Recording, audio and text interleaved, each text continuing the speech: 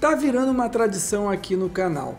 Todo ano eu pego a lista de melhor filme e comparo com a de outras temporadas. Será que o Oscar 2024 tá melhor? A safra é muito boa ou tá abaixo de outras temporadas? Então sejam bem-vindos para mais um vídeo do Cine 7 aqui no YouTube.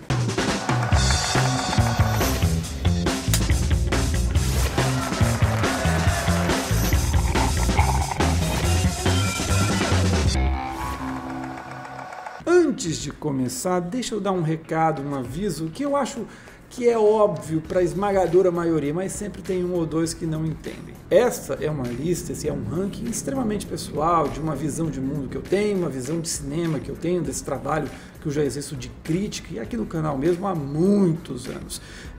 O que eu vou dizer não é uma verdade, a resposta definitiva, não, é apenas a minha visão, que eu vou falar sem meias palavras, sem ai não, me desculpa, tal, vou apenas falar, vou ser incisivo quando tiver que ser, mas sem querer atropelar ninguém. E você, aliás, pode discordar, fique à vontade também para concordar nos comentários e deixar os seus favoritos. É sempre legal ouvir a opinião de vocês. Para mim, a lista do Oscar 2024 de melhor filme está em altíssimo nível. São produções de ótimo para cima. Maestro, entretanto, é a única exceção. Não que seja um filme ruim no nível de Seabiscuit, Um Sonho Impossível ou até mesmo Vice, mas a cinebiografia do Leonard Bernstein não consegue engatar em nenhum momento. Apesar dos méritos técnicos, especialmente maquiagem, penteado, figurinos e direção de fotografia, assim como da atuação excelente da Carey Mulligan, são os excessos e a inconsistência de por qual caminho seguir que acabam deixando a produção da Netflix pelo caminho. Já a ficção americana é um bom filme, ainda que nada brilhante. O filme é dividido entre a sátira contra os estereótipos dos negros na cultura americana e o drama familiar do protagonista, até como contraponto ao primeiro fator. Só que a comédia do Cord Jefferson não atinge o máximo que pode em ambas as partes. Sorte a dele ter um elenco tão talentoso, liderado pelo Jeffrey Wright, e pontos altos que fazem o filme valer a pena. A turma acima da média abre com Pobres Criaturas. É a estranheza do Yorgos Lanthimos muito bem orquestrada, casando com uma história inteligentíssima em que nós temos um Frankenstein às avessas, um Frankenstein feminista e uma sátira aos homens. Para além do trio de protagonistas que estão incríveis, especialmente a Emma Stone, o que é a direção de arte e figurino? É sem dúvida um dos filmes mais bonitos indicados ao Oscar de melhor filme nos últimos anos. No mesmo patamar está ali Os Rejeitados. É novamente o Alexander Payne mostrando ser um grande contador de história, aqui remetendo ao cinema setentista dos Estados Unidos em uma homenagem clara ao maravilhoso Hal Ashby. No filme, melancolia e recomeço andam de mãos dadas a partir de um trio de protagonistas excelentes. É daqueles filmes que muita gente olha e fala, ah, é um filme simples, mas na verdade, quando você olha com mais atenção, é extremamente complexo. Esse time acima da média fica completo com Zona de Interesse, um filme do Jonathan Glazer muito duro, muito pesado, porque apesar de aparentemente ele não trazer nada de grotesco, nada de horrível, como a gente já viu em vários filmes sobre o Holocausto, é justamente nesse contraponto, nessa naturalidade, nessa banalidade do mal, em que as pessoas podem estar cercadas das maiores atrocidades e elas não ligam, é que fazem o filme ter uma força muito atual, porque é exatamente aquilo que a gente vê na vida real, a tragédia, a barbárie e a gente seguindo a vida como se nada acontecesse. Eu destaco principalmente a trilha da Mica Levi, que é uma coisa impressionante, o que ela faz com uma tela vermelha e uma tela preta, pesam como uma tonelada na gente. E também o som, que amplia o extracampo de uma forma absurda. Ele é fundamental na história e vai fazer você ficar preso. É um trabalho sensacional. Para mim, deveria, aliás, estar ali disputando pau a pau com Oppenheimer a estatueta. Subindo mais um degrau, Vidas Passadas abre os filmes que eu considero excelentes. Poucas vezes o "e se" foi tão bem trabalhado como aqui.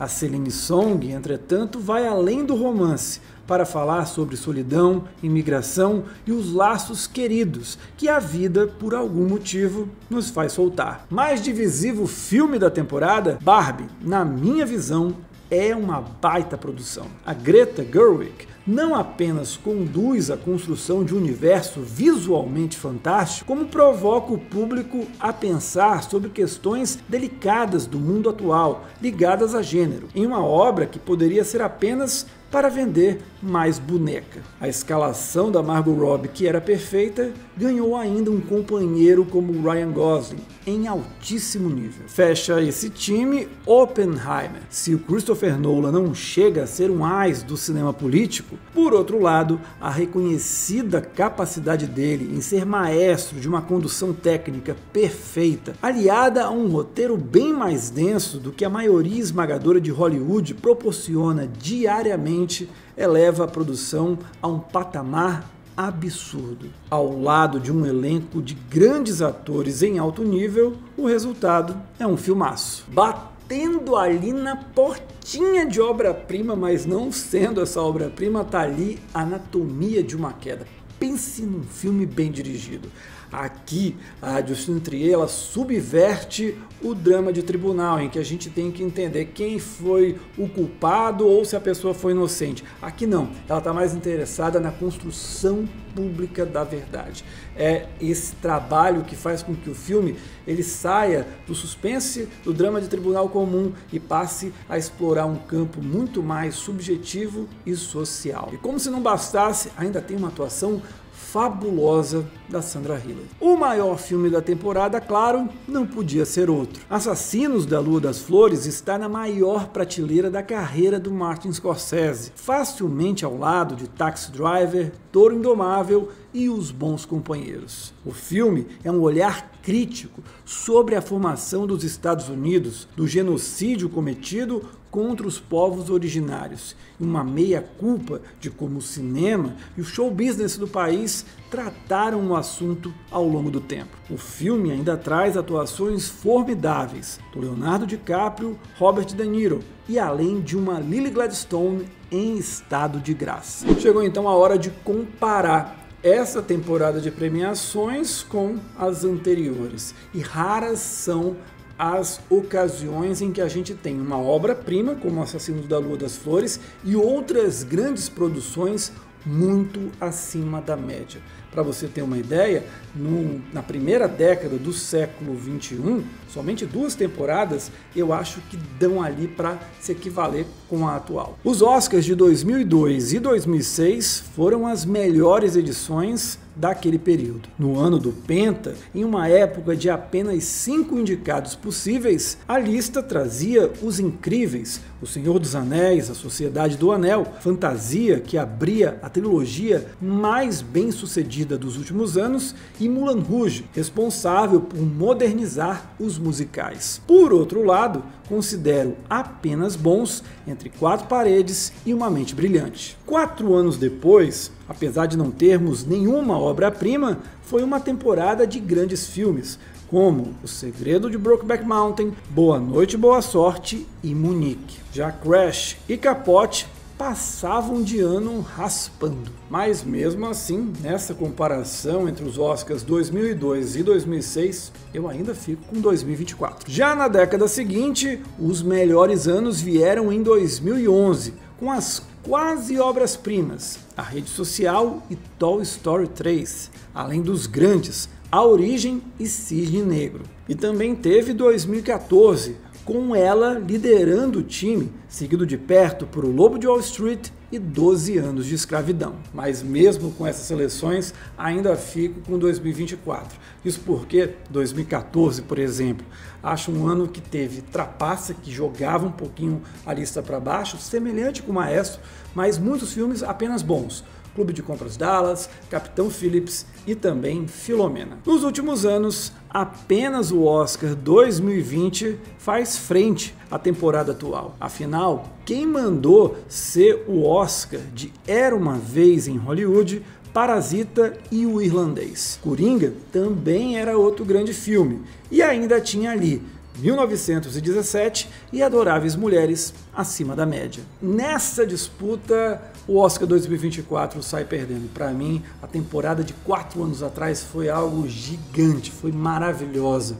Afinal, eu considero Era Uma Vez em Hollywood o melhor filme do Tarantino, Parasita o melhor filme do Bong Joon-ho e também O Irlandês ali na primeira prateleira da carreira do Scorsese.